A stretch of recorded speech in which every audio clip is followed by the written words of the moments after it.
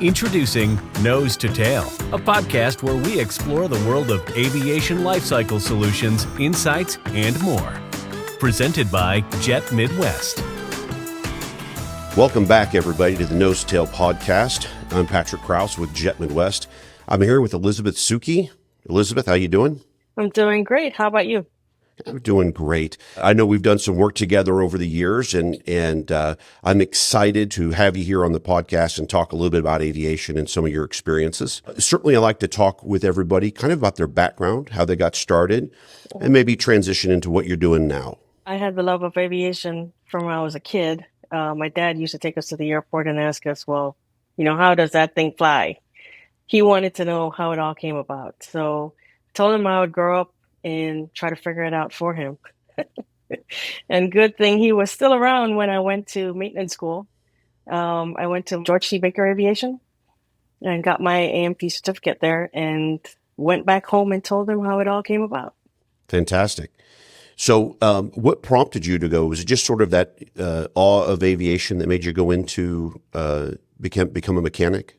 Yes. I originally wanted to be a pilot, and that was a far-fetched for my family at the time. So I decided to pursue something different, which is learning about how the airplanes fly, what makes them fly, and how to fix them. And then the goal was to pursue my pilot license after, but I didn't get that far. I fell in love with the maintenance and stayed there. I've contemplated being a pilot so many times. I just don't know that I'm responsible enough to trust myself with a machine that can fly and has to come back down. So what was your first job entry into aviation? I worked for a company called Panajet in Miami. They were doing radial engines. And that was terrible at the time because you talk about knees being bruised, walking around those cylinders or trying to get to those cylinders really made a mess of my knees. But that was my first aviation job after graduating from Baker. So was that as a breakdown and build-up mechanic then? Yes, it was. That's pretty neat. Now, did that facility have its own testing apparatus? So you guys were then able to rehang them on wing and test, or were you guys simply a third party comes in, drops it off, you guys do your job and kick it out the door? I was just tearing it down at that time. And being fresh out of A&P school, I wasn't really into the other portions of the business. I probably didn't last there very long either, to be honest, because I went over to working at Florida West. You remember them? It was a cargo airline. So got into being a cleaner at the time and started working as a mechanic thereafter. Nice. So how long were you at Florida West? Probably about 3 months. You've transitioned in your career, certainly taking on some different roles. Maybe talk about that transition and what led you to, let's call it a more technical role, if that's a fair way to describe what you do. Yeah, so basically, spent a lot of time with being in the maintenance environment. And one of the things that I picked up as I went along is always a lack of details with paperwork, right? And the asset is valuable based on what you can prove in black and white. It started from the beginning of time and it's still today. If you can't prove that a task was done properly or something was accomplished correctly, that aircraft or that component is no longer valuable. So working through the years and working with different mechanics and seeing how they sign off the paperwork or what's missing after a check, it just pushed me to realize that this is what we need to do, is to get into the environment of compliance, of proving to someone, why is your 767 valuable? Why is your 777 valuable? It's not just by someone getting into it and flying it and transporting our passengers from point A to point B. It's everyone has that knowledge that that aircraft I'm flying on, it has been checked and it's verified that it's airworthy. So they in turn feel very safe being on that aircraft. Certainly we hear a lot from the airlines themselves. It's more than a buzzword when they talk about safety. And I know sometimes some of the major airlines also have quite a challenging technical review process. It seems like the bigger they are, the more sensitive they are about documenting things and needing maybe additional over and above technical items compared to maybe some of the smaller operators who maybe have a very clear picture about what they need and work through that. So as you work throughout your career, it sounds like you moved into a full aircraft compliance mode where you were actually doing the technical on the entire aircraft. Are you also then helping develop improvements to the maintenance programs, or does that just matriculate down into supply chain? Maybe help me understand a little bit about how a full aircraft technical review, maybe where that's really going to best support an operator. That's a very tricky question in the sense of what we do, and I'm speaking for our business. It's more contoured to what the customer requires. So basically, Sukie's Aviation is known for its technical services and providing that service to airlines and lessors, banks, whosoever comes knocking on our door saying that they need a full review of an aircraft, or maybe it just might be an engine or a gear, or someone decides they want to purchase an asset. They want us to take a look at it. As far as the maintenance program reliability is concerned, what we do is we provide that reliability analysis based on our staff being integrated within the airline. So at no point do we have a specific program that we're offering to a customer other than taking what they have in place currently, reviewing it and enhancing it with the technical knowledge that we have. Let's say I was looking to buy an A330 with some Trent 700s. I could hire Sukie Aviation to come in and do a preview of those records prior to me putting a bid in to ensure that everything is, I'd say, up to standard, but maybe just really advising the standard that was kept by the previous operator. Yes. That's great. So are there particular fleet types? I'm always curious, right? Are there particular fleet types or certain age gaps in the airplanes that are particularly challenging, or maybe that you guys have created maybe a really good expertise in because you've done so many or you've overcome obstacles? Is it the 1980s 747? Is it the 1990s 757 or the 777 of the 2000s or something else?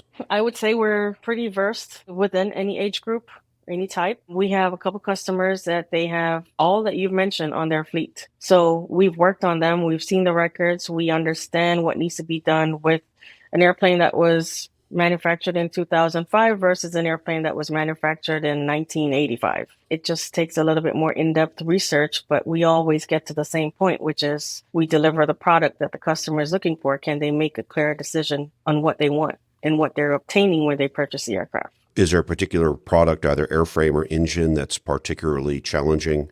Come on, I'm trying to pick your brain a little bit here. Hey, everybody's got one thorn in their saddle, right? If you could pick one out that really challenged, and it might be great for you, right? Jet Midwest tends to gravitate towards a lot of Rolls-Royce product lines because they're challenging to deal with, especially on the technical side. I'm just curious if you've run into that to yourselves with certain product lines, maybe Embraers, or I have very little exposure with Embraers, but just I can imagine there's probably something out there that challenges you more frequently than maybe you want. I can't say so. I can't or you so. won't. You No, won't make because Boeing mad. No.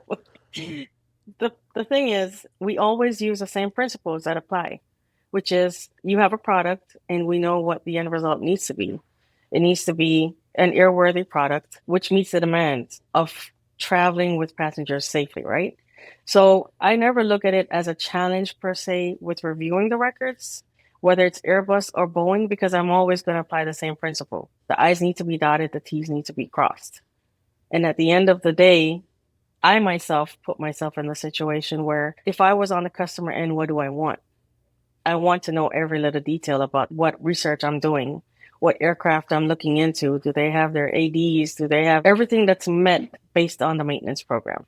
As far as Airbus, I got into Airbus, but I'm fairly new to it. But I do like the fact that they seem to be a little bit more easy to read, where Boeing has a lot more digging and researching. But at the end of the day, they're airplanes and they're airplane records. So, Elizabeth, we've worked for a couple of years in this business. No age disclosures available here, but I always have appreciated the travel, right? It's a global business. I've been lucky enough to travel to some great places. I'm curious if you've had the opportunity to go somewhere that was just the most amazing place that you've absolutely loved.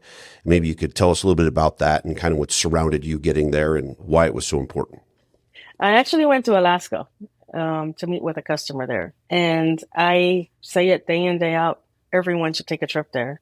And it's one of those places that what you see in a picture, there's nothing compared to just actually being there and seeing it with your eyes. I love it. I love the experience that I had there, even though it was short. I didn't get to go sightseeing per se, but enjoyed the time that I had just being there. It was so different, Patrick. I want to do it again, but I don't know if it's one of those places where your first time being there, that's what gets you the most Sure. versus, going there every year. So I'm curious, what time of the year was it when you were there? May, actually. All right. I can see where May might be a decent time of the year to be there. Great weather. Okay. I've never been to Alaska, and I'll make sure Never? that no, I've never been, and I need to go up there and do some fishing, or I like being outside, but I'm always stuck here in the studio. They lock me in here and make me do episodes.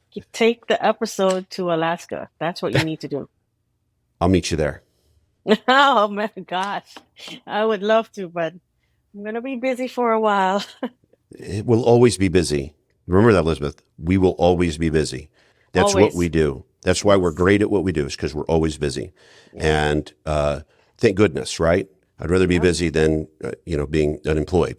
So I love being busy, and we have to carve out time to take care of some of those things and nurture our souls a little bit. When I travel, I really make intention. When I go new places, I really make an intentional, I'm going to get out and do something I haven't ever done before. And I was in Antalya for the first time, maybe 2018, in Turkey. My colleague that was with me left in the morning. So the next day, we had dinner with him. It was a 3-day trip. And the next day, he left in the morning, and I had an evening flight. And I was like, I'm going to stick around and do something here in Antalya. What I didn't know before I visited is that the city is almost the same geographic region in the Mediterranean. It's like the other side of the Mediterranean of Athens. And if you think about the historical Roman Empire and where they occupied these areas, so the architecture is very similar. So they have these cities, just massive ruined cities that I don't know, our education system didn't just tell us that they were there. Like, it looks like Right. you would think Athens looks. And they're all like city parks. And so they have a big fence around, but they're huge. I mean, cities that held 100,000 people. And you pay like $7 and you can just walk around. They have paths through there, but you just walk around. And I'm like, this is awesome. And I spent 6 hours with me and a taxi driver driving all over to all these different places. And I'd get out and spend an hour and a half walking around. And the 3 big cities all had their own coliseums. And you just walk around, and you're walking up the stairs of the Coliseum and taking pictures. And it was the most amazing day, and really enlightened myself to go, I need to keep doing these things.